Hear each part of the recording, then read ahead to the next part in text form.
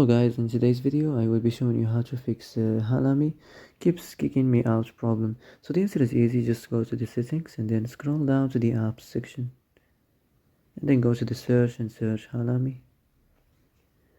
And then go to the storage and here you will find this clear cache option, click on it. Now you can go check it if it worked, and if it didn't you can try to restart your phone or turn the Wi-Fi off and on, or the Bluetooth or the airplane mode. Also you can try to clear data, but be careful. If you clear data, all the Halame data will be deleted. This includes all files, the settings, the accounts, the databases, etc. So be careful if you want to clear your data.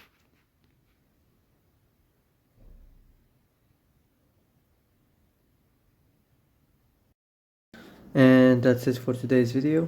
I hope this is the answer you've been looking for. If you like this video, don't forget to like and subscribe, and see you in the next video.